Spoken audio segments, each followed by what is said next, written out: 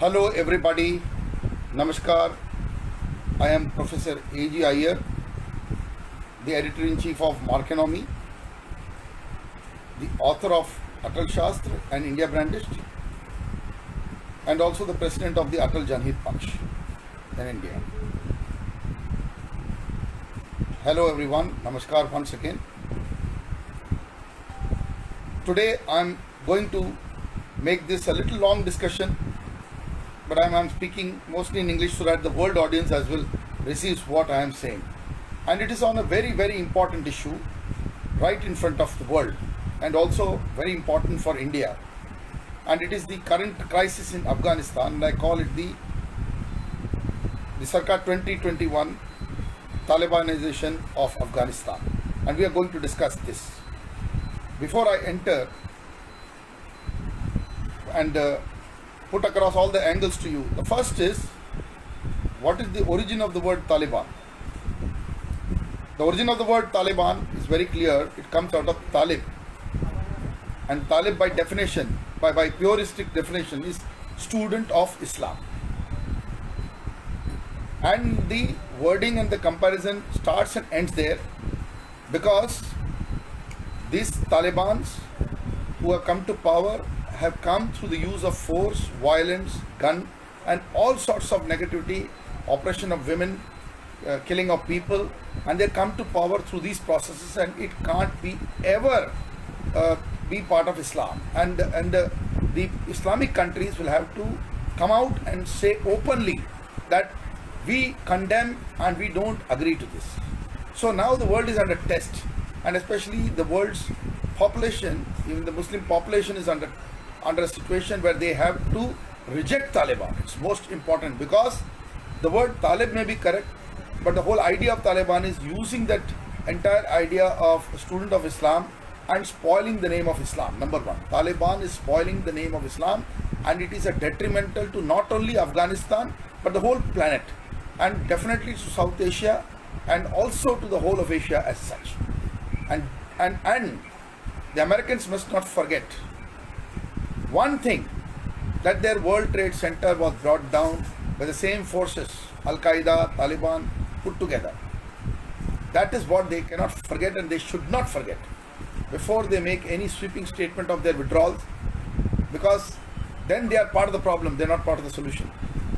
I will explain all this slowly in this entire discourse with you. But before I come there, let me first tell you what Afghanistan comprises of.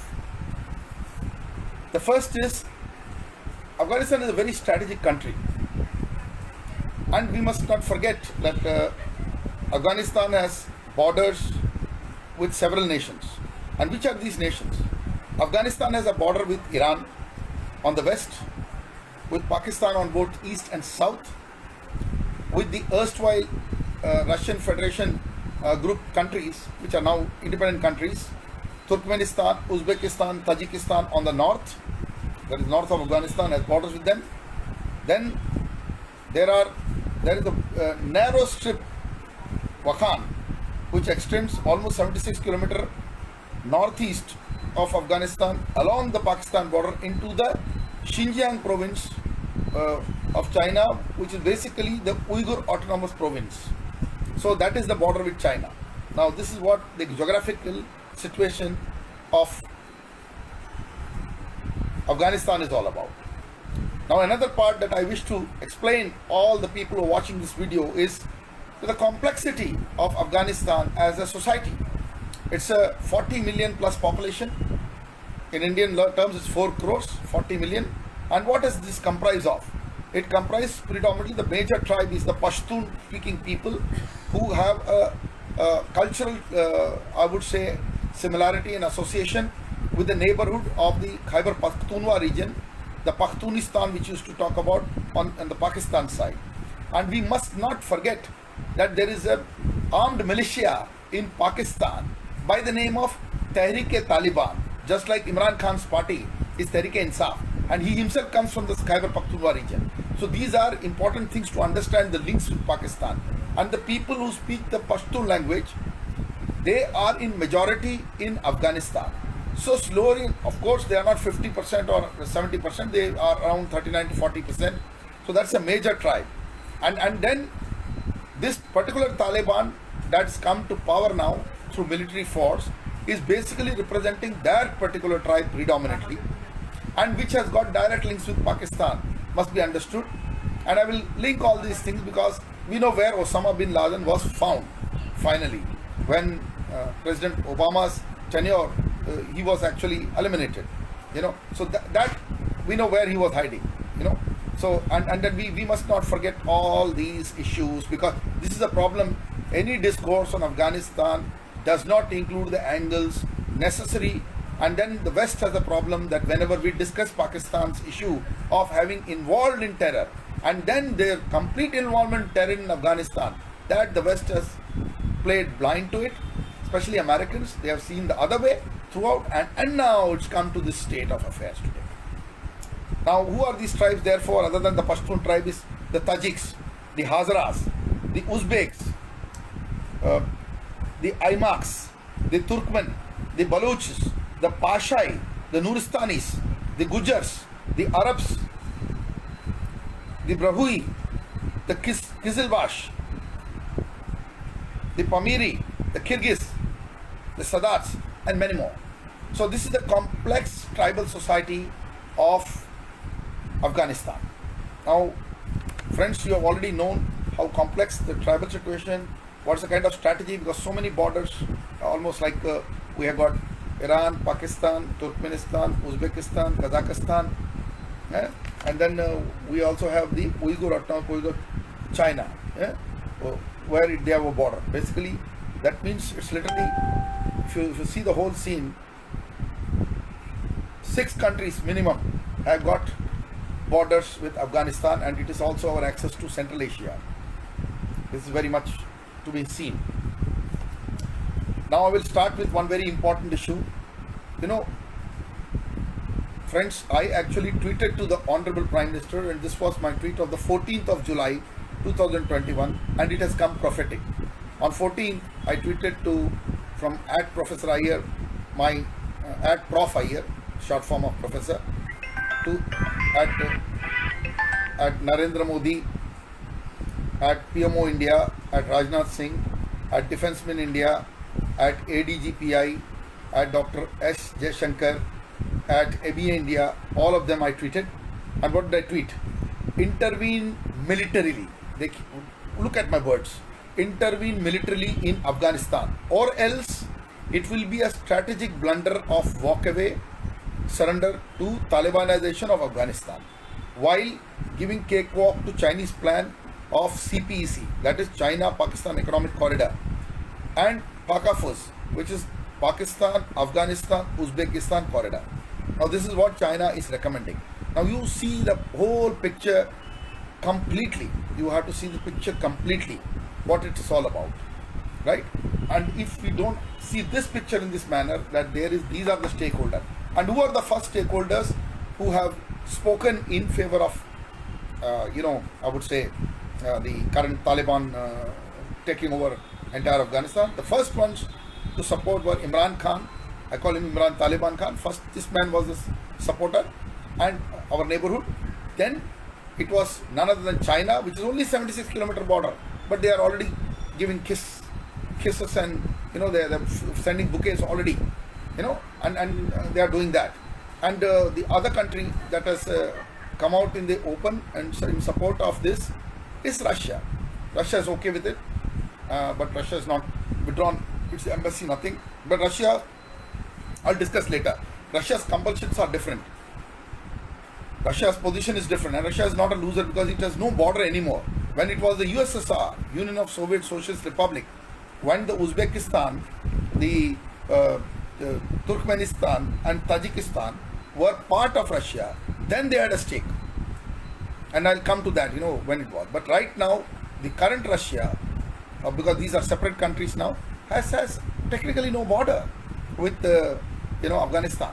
So that's what it is all about. There is a border, but it's not a very difficult position for them. But there's a kind of I would say alliance, and Russians have a stake. That's okay. But then it is through these countries. That's what it is all about. Now my tweet, what has happened on 14 July, I said, and that's a blunder. We didn't say anything when the US was literally going gung-ho about its withdrawal, and President Joe Biden was in a quick mood to get out of there quickly without laying the groundwork for the withdrawal, without laying the terms of the withdrawal. Okay, I will not blame him in toto. Let us look at the whole thing. On the 29th of February 2020, the peace agreement with Taliban was signed by none other than Donald Trump. So those people in Trump mania in America who are discussing and are talking against Biden also, this all either the narrative is pro-Biden or pro-Trump. So that is not the narrative. It has to be US narrative in Afghanistan. That's more important. And it is 21 years of failure, literally, if it comes to a zero at the end of the day. That's what they have to discuss. They have to discuss their foreign policy. Wherever they are going, they don't take the other countries together. One of the biggest blunder of the US and in the last 20 years is US was alone. Many countries, even the European Union countries and others, and definitely India was not kept. It was like always pleasing Pakistan. India was not part of the military control over there because for the simple reason, the only country which has been feeding more than 50% of UN peacekeeping force is a country, India, my country, our country is responsible for world peacekeeping. If you're good in Sudan, if you're good elsewhere, then why we were not good in Afghanistan? Why they only needed our money? Why they needed us to only invest? So this is my request, this video to Honorable Prime Minister Narendra Modi, please watch me and take the cue from it, and your foreign policy from now onwards, look at what you have to do. I'll come and give a way forward, which will be understood, because this is not a question of BJP or it's not a question of Congress, it's not a question of the one party versus opposition. Today India has to behave as one on the issue of Afghanistan. I'm pretty clear on that, and our policy is the India policy, not the policy of any political party now. Now this policy has to look at 25 years, 30 years hence. From now onwards, what we are going to do is the most important thing that we have to discuss today. And I'm coming threadbare on that. It's enough of this discussion, and then we go, then we go and we see, and I see trolls coming to Hindu-Muslim angle. This is not a Hindu-Muslim angle. This is not an angle of Hindu-Muslim for India. It's an angle of geostrategy. It's an angle of how our friends and brothers and sisters in Afghanistan are going to suffer under a regime, Taliban, which is well known. They ruled there from 1996 to 2001. I'm coming to all that, what all happened at that time. Stay put, and more people are joining, and I will be very happy. Keep watching what I'm bringing out. This is the most important, I would say, watch for you. Share this as much as possible. No other media, no other person will be explaining to you what I'm explaining today. Why Afghanistan is so critical for India, you will understand. Now, before I say that, I will give a figure to you. The Indian stake, many people are telling India ka kya hai? Very wrong, completely wrong analysis. India is got an outlay upwards of $3 billion, which has been incidentally committed during the Narendra Modi government. Of course, it started in the Manmohan Singh era, and we were together on that policy. That means we have to invest in Afghanistan. So Modi government did not change that policy. They went ahead with the investments. And what are the investments? Strategic roads. Why the roads? We were working with the Iranians on the Chabar port, and the access link from Chabar into the land base of Afghanistan was through Iran. And that road, strategic road, to enter Afghanistan through that road instead of, because Pakistan was in between and we can't give any goods to Afghanistan without an access route via Iran.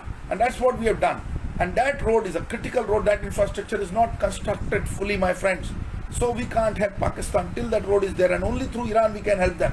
And the American position on Iran, we all know what they have done. So one of the countries that went and supported is also Iran. But Iran, we all know, is a Shia country. So why you should support this Sunni, uprising, and it's not even a Sunni, it's more like a Wahhabi thing. Taliban is more like Wahhabis, absolutely Qatar kind of thing, which is not Islam at all. It is something else. It is like suppression of people. It's complete, cannot be considered with any religion. So basically, why Iran is supporting them? Because Iran has a strategic issue. Same way, why China is supporting them? China, I'm telling you, is a scared country. It is same like America. America, with all that power, has withdrawn. So China only makes noise. They are not being tested. So I can assure you, if 75,000 Taliban fighters can bring down the 3 lakh trained fighters of the Afghanistan, and they just went away without a fight. And there were 300 aircrafts. The Air Force was there with the Afghan military, but there was no Air Force, nothing. And if the Taliban 75,000 was hardcore fighter can control, now I will ask all our military strategists to stop giving us the bullcrap of telling us every time that now the warfare will be artificial intelligence, now we will use drones. All this we have seen, all tamasha we've seen how the takeover has happened. Let's come to brass tacks that if there is a war, it is a war on the ground. You have to cover. I remember, and I will come to that, 1999, the Kargil war. We had to literally evacuate, throw the bloody militia out from there, the Mujahideen out, and majority was Mujahideen, Pakistan was less. So that is the history. And it was a great victory by the Vajpayee government. Everybody in the current regime and we think Vajpayee was weak. Vajpayee was the strongest prime minister, but he did not shout from the rooftop. He cleaned up. Kargil was done. He faced the Kandahar hijacking. All that is there. And we'll come, I'll tell you the timelines. Slowly I will tell you the timeline. But never forget that any war, any battle, any war, any fight with terror or insurgency needs a concerted effort, my friends. Needs a very concerted effort. It must not be forgotten. It is the ground war. It's not just technology of warfare alone. It is actually men and material and logistics and strategy. This is the key in military parlance.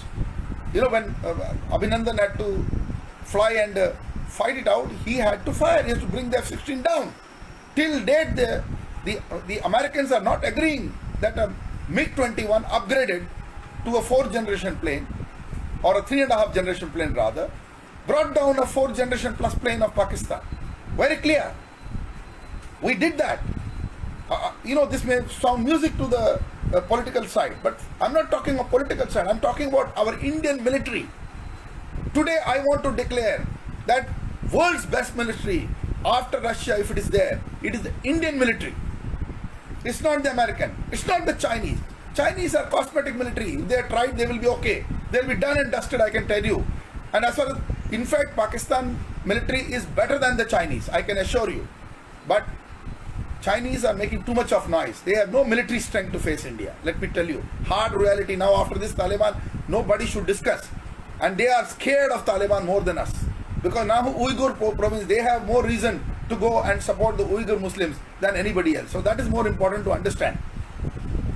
Coming to that, what was the history? Now a little bit of background and history and the timelines for you. US and Russia, the erstwhile conflict was always available in the Middle East, always going on in the Middle East. And remember that from the year 1979 to 1989, there was an armed struggle by the Afghan Mujahideen versus, it's a 9-year guerrilla warfare versus the Soviet Union, erstwhile USSR, Union of Soviet Socialist Republic. And also the Democratic Republic of Afghanistan movement together was also joining this to fight versus the Soviet Union. So it was like entire Afghanistan fighting, and that was the situation versus the Soviet occupation. That it was called occupation. Soviet Union had its own strategy because they were coming in because of two reasons. One was they had this the three territories, three today independent nations, Turkmenistan, Uzbekistan, Tajikistan, to take care, and they had their own strategic issues. They had done that, but they had to really vacate, they had to go. And in fact, they faced defeat. The hard reality is that the Mujahideen fighters in Afghanistan and the local tribes which fought against them, that included the Taliban also. Taliban also part of this, but not a major one, basically the Mujahideen.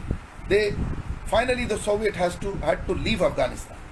Now after they left, the whole thing changed, right? Then comes, see, today we are discussing a timeline of 45 years. But the timeline from America is the 21 years from 2001 to 2021. So that's what it is. So before that is the Soviet era. And then came the time of rise of Taliban. The rise of Taliban has happened in a period of 1996 to 2001 when they typically ruled. They were there before that, but they actually ruled. They took over Afghanistan, and it was the it was called the Islamic Emirate of Afghanistan at that time also, and they may have the same name now. And that time, 1996 to 2001, they ruled. They ruled with a very iron hand, iron fist, and that was the Taliban rule. And what it is famous for, I will come to that. What all happened during that period? You know, the Indian Airlines flight IC-814 was hijacked from Kathmandu to Kandahar. I want to talk about what India faced, because the West always say, our blood is blood, but your blood is water kind of situation. But we faced that. It was in the year December 1999. Vajpayee Saab was the Prime Minister. 1998, he became the Prime Minister of India for the third time. First was 13 days, then it was 13 months, and this was the third tenure when he took power. And I will tell you that less than 21 months into his tenure, he had to face this December 1999 issue, where an Indian Airlines IC-814 flight was hijacked from Kathmandu. And now I'll give you the mapping so that you connect current situation, that who can all be empathizing and involved. See, the plane was taken by this Taliban, and remember 1996-2001 Taliban is ruling. So it was you can say that one country, it's a regime of a country, hijacked an aircraft. Sorry, I'm back. I'm back from my first live, and my live is back. And if there is a link cut in that, please join me again. I'm sorry, because of the internet today, there is a lot of rains around here. What happened? The IC-814 was hijacked, and it was taken to so many airports. The Tribhuvan International Airport, Kathmandu, Nepal, and from there it was taken to the Amritsar Airport. Then it was Lahore. Then it was airport base in Dubai. Then it went into, that is UAE, and then it went into Kabul Airport finally. So basically, Taliban was ruling at the time, and it has hijacked a plane of a sovereign government, of the Indian government, an Indian Airlines plane was taken away, and it was hijacked. That's the reality, and that happened in that period. We must not forget that. That we should not forget at all. Now, what all has happened? I will tell you two major events happened under the Taliban. See, the Taliban was facing the onslaught and recovery of a very famed fighter who was called the Lion of Panjshir. This was Ahmad Shah Massoud. He had almost taken more than 50 to 60% of the territory back from the Taliban in that period. So Taliban finally assassinated him on the 9th of September 2001. See the timeline. Through a parcel bomb. He was assassinated using parcel bomb. The US that time was Bill Clinton administration. They had this intelligence, but they did not pass on to Ahmad Shah Massoud. And Ahmad Shah Massoud is a famous military commander who led the fight versus the Soviet Union. And he was the one in the guerrilla warfare at the forefront who established that victory. And then what happened? The Americans did not trust him as well. What did they do? They did not support him in the fight versus the Taliban.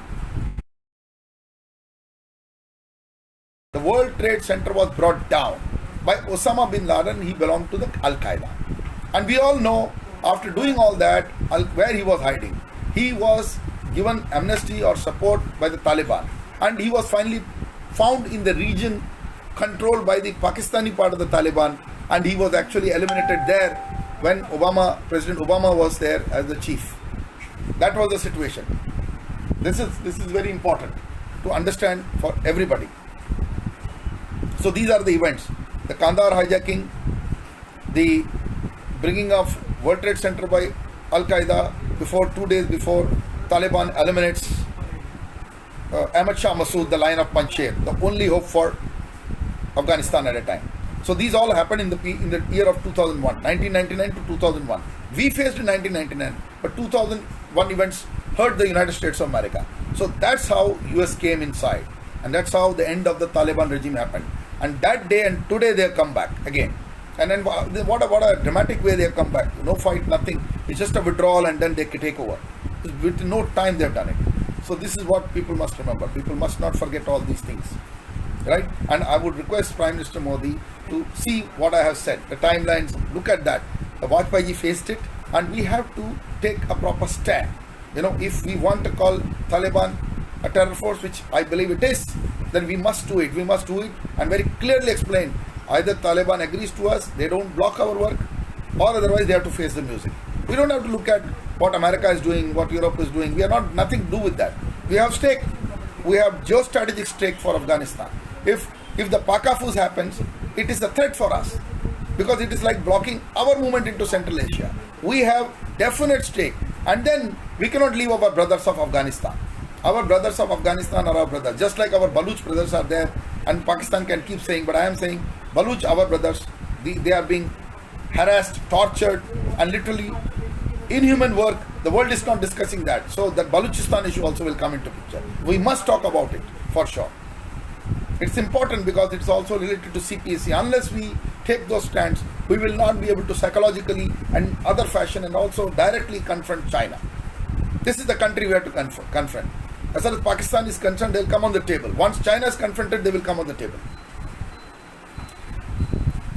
Now, next point. People are now discussing why this is Trump, that was the Trump period. Now somebody will say it's a Biden because he is now in power. So all this discussion on the American side, for a minute, we must say that there were various American presidents who ruled, and all this Taliban movement and other things have happened in front of them. The Afghanistan imbroglio has happened right in front of both the Democrats and Republican presidents. And who are these people?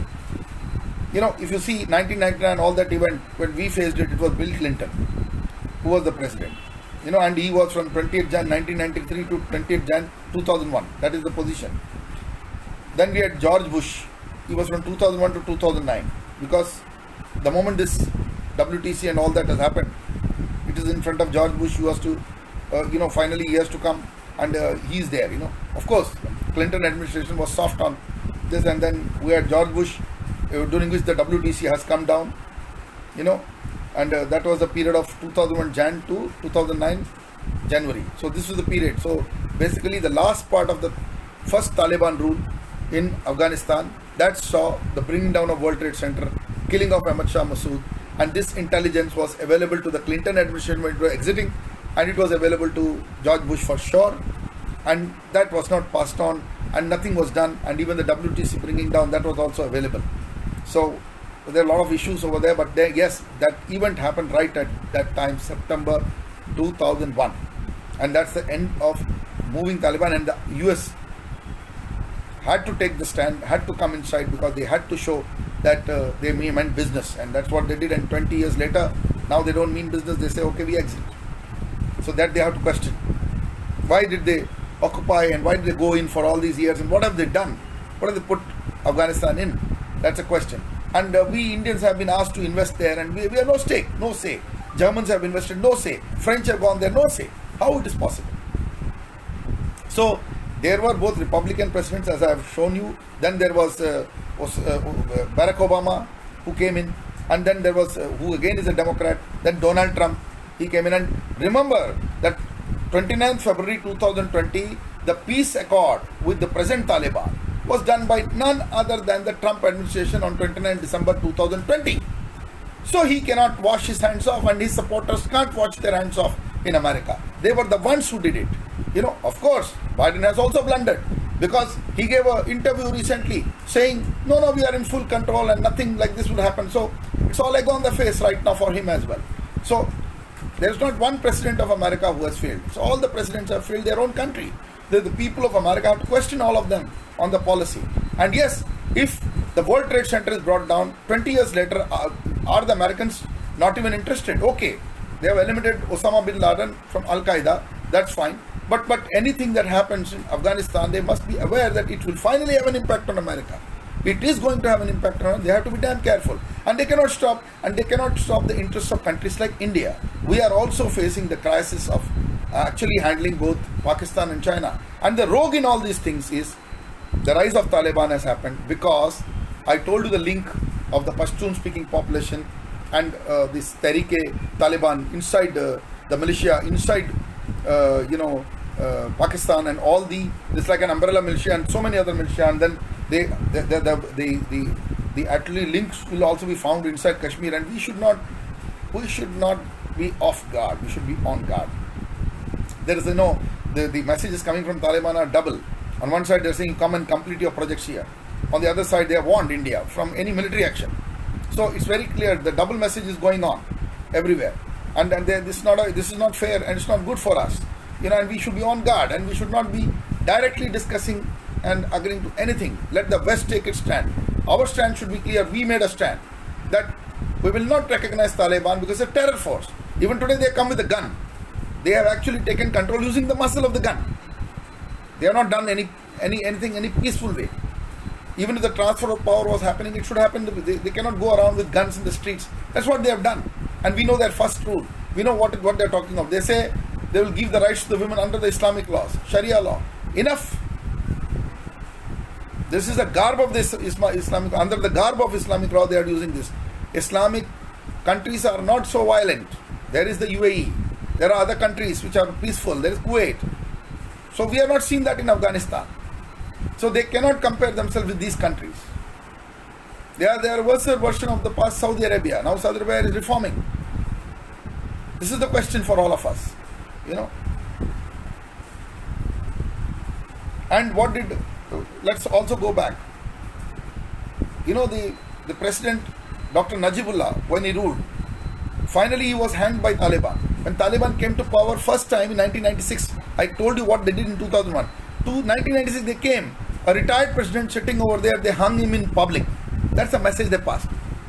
First thing they did is hung Dr. Najibullah in the open. It was an extrajudicial killing of a president of a country. That is what Taliban is. And we cannot trust them directly saying they have suddenly changed overnight. No, they can't change color. Till yesterday they were fighting. They were killing. They were maiming. Even recently they have maimed and killed people. They killed journalists. They have slaughtered people. It's right in front of us. Few weeks back. So it can't overnight change its stance. And the funny part is this 29 December 2020 deal was done in the country called Qatar. Qatar has also a dubious past. And we must not wash it off. We must watch it. Of course, Qatar is also reforming. It's a country. But yes, if these deals are being done there, are there other clandestine deals with these kind of people? What is Taliban's currency? They have done only through drug trafficking and arms deals and all sorts of shady stuff. That's what they have done in that period. And this cannot be forgotten by anyone. And we know that 3 lakh force got defeated because it's now coming to light that there was a lot of corruption. America said they spent about 2 trillion in 2 decades. Why did they spend 2 trillion? For what? And yes, now the figures are 83 billion they did to train the Afghan military. And they got aircraft, they got everything. If they trained, why this tame and lame duck, literally giveaway with President Ghani running off? And they say he ran off with some currency and all. And President Biden makes a statement that it was President Ashraf Ghani's work to take care of Afghanistan. Come on, if he has to take care, before that, during Ahmed Karzai, you had kept the military, you had supported everything. So why did you withdraw immediately? If you should have overseen the peace process, if you are serious about it. You just blanket withdrawal, it's dangerous. That's what has happened. And it's egg on the face. Now, US has to guard its reputation. Nobody will believe that you are a superpower anymore. And definitely will not believe China. China has been doing all sorts of things. The allegations of, this virus, the coronavirus being spread by them. That's not an allegation. That's a reality from the Wuhan P4 lab. It has come out. We must confront China on all these things. Did they start a biowarfare? Link all this. We must link everything. Of course, today's discussion is only limited to Afghanistan for us. So, I have given you all the access. I have told you how Ahmad Shah Massoud was killed as well in an assassination, and WTC was brought down. And all of this are maybe old, but they are historically in front of us. This memory cannot be taken away, and it is there, and this history cannot be washed out. And I keep telling, the first time, it was March 2001, that the ambition of this group and Al-Qaeda was already coming. 2001, the famous historical and cultural heritage of the world, the Bamia statues of Buddha were blown out as anti-Islamic and all that, and they were called as idols, and they were blown out by a Taliban regime when it was ruling Afghanistan, another event. It is that time that everybody kept quiet. It was March of 2001. That time everybody kept quiet, right? And March of 2001, we already had George Bush. Of course, in the Clinton administration, this was all going to happen. Clinton had just given the power after 2 terms. George Bush had come, and it happened right then. And remember, that was the beginning when the world kept quiet when the Bamia statue was blown off. The world kept quiet. And you can see what happened later in September. 2 events happened. 9 September, killing of Ahmad Shah Massoud using parcel bomb to finish the resistance versus the Taliban. And then the WTC comes down, Osama bin Laden does it, Al-Qaeda does it. So integrate all this, link all the story, see what is the current situation, see what is happening in how the Kurds are being treated, the Kurdish people. Turkey is completely killing and destroying the Kurdish people, which is in the Iraq border. So Kurdistan is under stress and they are being killed and nobody is watching, nobody is commenting, not much is being spoken about. That we must not forget. And if you want to look at other things, it's the claimants of Islam are killing their own brothers. That's what is the reality for the world to look at it. Especially the Islamic world must look at this. Their own brothers, the Muslim brothers, are being killed for you, right? On the other side, I don't see it as a Muslim or any other religious connotation. I see friends. Who are the friends of whose? So Afghanistan was a long-standing friend of India. It has also faced a lot of crisis from others attacking them, and from people coming through Afghanistan into India, and it has a very past history. And Afghanistan's land has always been misused to do other things, and then Malaysia has always come from there, raids have come from there. We cannot forget that, and we must keep that, and we must prepare as India for that, right? And we should not see this from the Islamic perspective. We should see that a terrorist. The terrorist does not have a religion. He or she does not have a religion. The first thing they do is suppress women. They do all these things, and that's what we must not forget. Suppression of humanity happens at that time. So let us not divide this into a religious issue. For India, strategically, the first step we have to do is within our country. Now we must be very clear about religious harmony, and there is no need for us to involve in any such activity. We must talk about India. We must all come together. It's a warning shot for everybody. It's a warning shot in America. Don't discuss in a polarized manner on religion and other issues. Come together and ensure that you catch hold of the culprits. Call the culprits. If Pakistan is the chief varsity of terror, let us declare it. And that is what is happening. They are doing proxy war. They've done with India and they've destroyed Afghanistan. We cannot let this go, because this is the same force that is being imposed upon in the neighborhood to the benefit of Pakistan, and China wants to have a quick benefit out of this. That's it, nothing else. And China will face the music, surely, because Taliban is a greater threat. We don't have any border with them. Before they come and think about that, we should be on the guard because of Pakistan, not because of Taliban or anything. Taliban is a small fry for us. I tell you, if Indian military goes there, Taliban is gone, done. But we have no stake to do it immediately, right? But we have a reason. We must consider the military angle if people are being killed, even if they are our Afghan brothers. We must have a say. We must tell the world. And it should not be India's action. It should be through the United Nations or any other multilateral new forum to be created for Middle East peace. Let us go together and establish peace in these countries. And I think Middle East countries must play a role in this. They must not straight away recognize Taliban. There must be UAE, Saudi Arabia. They must be questioned by India. We must work with them and say, you come together, let us establish a peaceful government which is more multilateral and it is representative. It's not that the world does not have a stake. If it keeps doing this, then the world will have no stake on anything. China can do whatever it wants to do with other countries. China can gobble a few countries up. Then this will be the order of the day. It is our choice of the world whether we want a proper order or we say, okay, we don't touch. This is nothing to do with us. If somebody is suffering, we don't go in there. Finish. The game is over. It has to have. And definitely, we need to see America and Russia working together. And India's role is very big.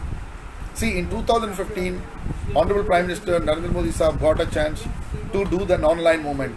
I would say, for God's sake, sir, please look at this as an option. We must have a group of non-aligned people. because every time it is looked at either you are with Russia or with America. Now there is a third part called you are with China. So let India build that neutral grouping. Let us, United States technically defunct, but now we have to catch it by the throat, and the single country veto business has to go. On these issues, let us create a multilateral forum, and then let that forum go to the United Nations. And India must lead this whole approach. It must come from India. No country speaking at this time is a very dangerous situation in Afghanistan. Afghanistan is not a problem of Afghanistan alone. Afghanistan is the problem of the world, and we have seen it. So this is my warning and my prayer, and I want India to take a stand. Taliban is definitely historically a terror force. We cannot forget our IC-814 hijacking by them. We cannot forget that they were supporting militant movement and they were backing Pakistan, and Pakistan was funding them. So there is a hand. Get that. And with that, today I end it, and I hope India can take a strong stand on the Afghan issue and the Afghan crisis. Jai Hind, Jai Bharat, Hail India.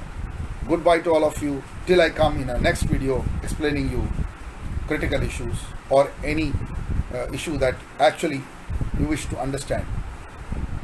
Jai Hind. See you again. Bye-bye.